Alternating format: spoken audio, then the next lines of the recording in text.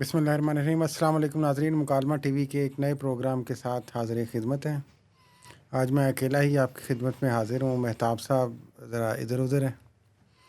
تو دو چار باتیں کریں گے مختصراً، تفصیلی اور دلچسپ باتیں جب وہ سامنے ہوں گے تو پھر زیادہ اچھے طریقے سے ہوں گے۔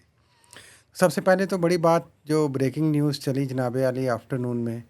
اس کی بات کریں کہ D G I S I نئے آ گئے، اور اتفاق سے ان کا نام بھی عاصم ہے، تو لیفٹیننٹ جنرل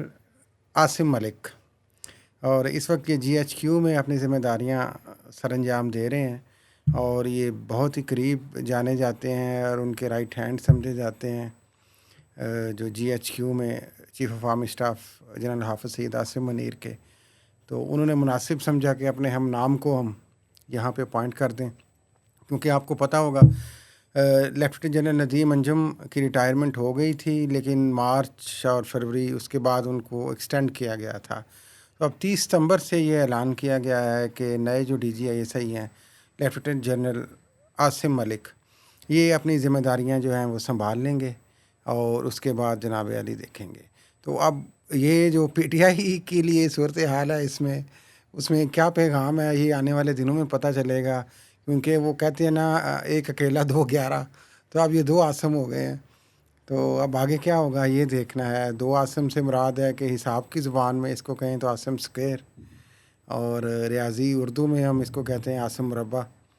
تو اب دو عاصم مل کے کیا کرتے ہیں؟ کیا یہ ریلیف ہے پی ٹی آئی کے لیے؟ اس میں کیا کوئی پیغام ہے؟ کیونکہ پاکستان تحریک انصاف کے جو لوگ ہیں ان کی طرف سے تو یہ اب پراپیگنڈا یا بات کی جا رہی ہے کہ یہ ون آف دی ڈیمانڈس تھا، عمران خان کی مطالبہ تھا عمران خان کا کہ D G I S I کو بدلا جائے، تو ان کو تبدیل کر دیا گیا ہے،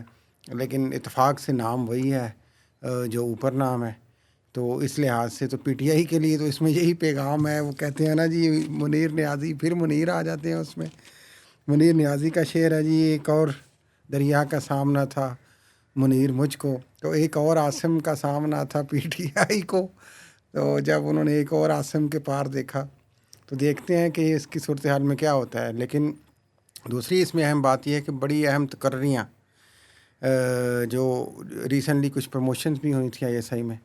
تو وہ بھی ابھی پینڈنگ پڑی ہیں، اور وہ لوگ بھی لگیں گے کہیں مزید کیا تبادلے ہوں گے، کیا D G counter terrorism major general Faisal Naseer جن کے بارے میں بڑی باتیں کی جاتی ہیں اور مختلف القابات سے انہیں جانا جاتا ہے،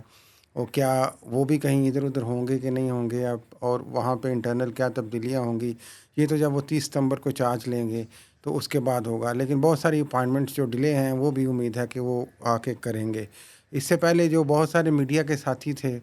وہ لیفٹیننٹ جنرل شاہد امتیاز کا نام لے رہے تھے بار بار کہ ان کو D G I S I بنایا جائے گا، لیکن بالکل ہی ایک اور نام آیا اچانک اور ان کا اعلان کر دیا گیا ایک طرح سے، اور یہ وہی نام ہے ناظرین جس کے لیے فوراً بتانے کے لیے گئے تھے وزیر اعظم شہباز شریف جاتی عمرہ لاہور رائے ونڈ میں اپنے بڑے بھائی میاں محمد نواز شریف جو قائد ہیں مسلم لیگ نون کے، تو ان کو وہ بتا کے اعتماد میں لینے گئے تھے کہ یہ بندہ جو ہے یہ لگایا جا رہا ہے، اور اس پہ ان کی انڈورسمنٹ تھی یا نہیں تھی، لیکن میرے خیال کے مطابق تو وہ صرف اطلاع ہی دینے گئے تھے بھائی کو، کیونکہ ان کی انڈورسمنٹ انہیں نہیں چاہیے یا ان کی مرضی سے نہیں لگنا تھا۔ تو یہ اہم بات تو جناب علی ایک طرف تھی کہ اب آگے کیا ہوتا ہے اس میں ہم نے دیکھتا ہے۔ دوسری اہم بات جو ہے وہ پی ٹی آئی کے حوالے سے جو مخصوص نشستوں کا فیصلہ، بالآخر وہ فیصلہ آ گیا، تفصیل سے لکھا گیا فیصلہ، اور 70 کے قریب صفحات ہیں، اور ان کے جو آتھر ہیں مصنف ہیں وہ جسٹس منصور علی شاہ خود ہیں جو سینئر موسٹ جج ہیں، اور آنے والے اب تک کے حالات کے مطابق یا اب تک کی سچویشن کے مطابق یا قانون کے مطابق تو وہی آنے والے چیف جسٹس آف پاکستان ہیں۔ تو انہوں نے آتھر کیا ہے، اور اس میں انہوں نے واضح طور پہ الیکشن کمیشن کے کام کو میلافائڈی ڈکلیئر کیا ہے، اور اس حوالے سے جب یہ فیصلہ آگے کیا ریویو اس کا لگتا ہے یا نہیں لگتا، اور کیا اس کے بعد مخصوص نشستیں پی ٹی آئی کو ملتی ہیں یا نہیں ملتی، یہ ابھی بھی ایک بہت بڑا سوال ہے۔ 3 سے 4 meeting election commission of Pakistan اس پہ کر چکا ہوا ہے، اور جو ہی آج جو ان کی ایک میٹنگ اہم جاری تھی جس پہ متوقع تھا کہ فیصلہ آ جائے گا الیکشن کمیشن کی طرف سے، اور زیادہ امکانات یہ تھے کہ جو حکومت اور اسپیکر کا خط ہے قومی اسمبلی کا اس کے مطابق وہ فیصلہ کریں گے، اسی دوران ہی یہ فیصلہ آ جاتا ہے تفصیل سے۔ اس پہ وفاقی وزیر قانون اعظم نذیر تارڑ نے پریس کانفرنس بھی کی ہے، اور کنسرنس دبے دبے لفظوں میں انہوں نے شو کیے ہیں، اور نظر ابھی تک یہی ناظرین آ رہا ہے کہ اس کی جو امپلیمنٹیشن ہے وہ نہیں ہونی ہے، اور اس کی امپلیمنٹیشن کرنا ہی نہیں چاہتی شاید حکومت، تو اس لیے اس کے ریویو کی طرف جائیں گے یا اس پہ سٹے لیں گے یا اس کو اور آگے کس طرح کھیلنا ہے وہ کھیلیں گے۔ اور اس کی دوسری جو وجہ، جو ایک پروگرام نے ہم نے پہلے بھی اپنے مکالمہ ٹی وی میں ڈسکس کی تھی، وہ یہ تھی کہ جو پریکٹس اینڈ پروسیجر ایکٹ ہے اس میں جو تبدیلی کی گئی ہے ابھی، اور اس میں جو فارمیشن کمیٹی کی چینج کی گئی ہے، اور ایک جج چیف جسٹس آف پاکستان کی مرضی سے اپوائنٹ کرنے کے لیے کہا گیا، جو فی الفور انہوں نے قاضی فائز عیسیٰ نے اپوائنٹ بھی کر دیا اپنا ایک لائک مائنڈڈ جج، تو اس حوالے سے تھا کہ ایسے کیسز لگائے جا سکتے ہیں جن سے یہ جو آئینی ترامیم کا راستہ جو ہے وہ کھولا جائے۔ تو اس لحاظ سے آج جو پریکٹس اینڈ پروسیجر کمیٹی کی میٹنگ ہوئی، اس میں یہ دو ججز تو موجود تھے جن کو اب ہم خیال کہا جاتا ہے، قاضی فائز عیسیٰ اور جسٹس امین الدین، جن کو انہوں نے نیا کمیٹی کا ممبر اپوائنٹ کیا ہے، لیکن جسٹس منصور علی شاہ میڈیا کی رپورٹس کے مطابق اس میٹنگ میں شامل نہیں ہوئے، بلکہ اٹھ کے سپریم کورٹ سے چلے گئے جب میٹنگ کا ٹائم تھا۔ تو یہ کیا ان کا ایک طرح سے احتجاج تھا، ریزنٹمنٹ تھی، واک آؤٹ تھا، یا وہ مصروف تھے کہیں بہت زیادہ، یہ تو خیر آنے والے دنوں میں پتہ چلے گا۔ لیکن ان دو ججز نے ہی میٹنگ کر کے، تو وہ جو ہم جن خدشات کا پہلے اظہار کر رہے تھے، ان دو ججز نے میٹنگ کر کے تو 63 کا کیس، جو تھوڑا سا پرانا کیس ہے، ناظرین کو یاد بھی کروائیں کہ جب پنجاب اسمبلی میں الیکشن تھے اور حمزہ شہباز کو چیف منسٹر بنانے کی تیاری تھی، تو کچھ ووٹ جو کاؤنٹ کر لیے گئے تھے پی ٹی آئی کے، اور جس پہ پھر ایک آرڈر آیا تھا سپریم کورٹ کا کہ یہ بغیر پارٹی کی مرضی کے ووٹ جو ہے وہ ووٹ تو کوئی ڈال دے لیکن وہ کاؤنٹ نہیں کیا جائے گا، تو جس کی وجہ سے حمزہ شہباز جو ہے وہ چیف منسٹر نہیں رہ سکے تھے پنجاب کے۔ تو وہ 63 کی نظر ثانی کی اپیل وہ سماعت کے لیے مقرر کر دی ہے 30 ستمبر کو۔ اس 2 رکنی اب کمیٹی نے، ویسے تو کمیٹی 3 رکنی ہے، لیکن چونکہ وہ سینئر ممبر شریک نہیں ہوئے اس میں، تو انہوں نے خود ہی فیصلہ کر لیا، اور وہ سماعت کے لیے 30 ستمبر کو معافی چاہتا ہوں، 5 رکنی بینچ کے آگے انہوں نے مقرر کر دیا ہے۔ بہت زیادہ امکانات ہیں جو میں فورس ہی کر رہا ہوں کہ وہ اس ریویو میں، نظر ثانی میں، ان کی گورنمنٹ کی جو پلی ہوگی وہ اس کو مان لیں گے، اور ایک راستہ کھولنے کی کوشش کی جائے گی کہ یہ جو ووٹ ہیں، اگر کوئی ایسے پارٹی میں کچھ سچویشن پہ، آئینی ترامیم پہ، کچھ طرح کے ایشوز پہ ووٹ دیتا ہے کوئی ممبر، تو اس کو کنسیڈر کر لیا جائے گا۔ اور اس کا جو آسان حل کیا ہوگا کہ جو مولانا فضل الرحمان کو راضی کرنے کی کوشش ہے پوری جماعت کے طور پہ حکومت کو، وہ نہیں مانیں گے، وہ اس کی ضرورت نہیں پڑے گی۔ پی ٹی آئی کے جو لوگ جس طریقے سے کہا جا رہا ہے کہ ووٹ نہیں دے سکتے تھے، ان میں سے کچھ لوگوں کو زبردستی ان کا ووٹ کاؤنٹ کروا لیا جائے گا یا ان کو کنونس کر لیا جائے گا، تو وہ جو نمبر گیم میں کمی تھی اس کو وہ پورا کیا جائے گا۔ ہم نے یہ بار بار نشاندہی کی تھی 1-2 پروگرام میں ناظرین کہ قاضی فائز عیسیٰ جو موجودہ پریکٹس اینڈ پروسیجر ایکٹ میں ترمیم ہے، اس کے بعد ان کے ہاتھ اب کھلے ہیں، اور وہ اگر بے شک آئینی جو کورٹ اگر بنتی ہے آئینی ترمیم میں آئندہ، ابھی کوشچن مارک ہے وہ، یا ان کی عمر کی حد بڑھتی ہے جو جس کا ابھی تک امکان نہیں ہے، تو پھر تو دیکھا جائے گا۔ لیکن اگر یہ نہیں بھی ہوتا اور وہ ایکسٹینشن بھی نہیں لیتے، عمر کی حد بھی نہیں بڑھتی، آئینی کورٹ میں بھی نہیں جاتے وہ، تو ان کی کوشش ہوگی کہ اپنی ریٹائرمنٹ 25 اکتوبر تک میکسیمم جو کچھ وہ حکومت کے لیے کر سکتے ہیں، لوگوں کا یہ تاثر ہے، جو کچھ ماہرین قوانین ہیں وہ کوشش کر کے تو گورنمنٹ کو فیسیلیٹیٹ کریں گے اس میں۔ تیسری اور اہم بات جو آج ہم نے پروگرام میں کرنی تھی وہ تھی فیڈرل بورڈ آف ریونیو کے حوالے سے۔ 1-2 دن پہلے پرائم منسٹر وزیر اعظم پاکستان پیارے شہباز شریف، انہوں نے پھر ایک میٹنگ جاتے ہوئے امریکہ سے پہلے کنڈکٹ کی ہے انہوں نے،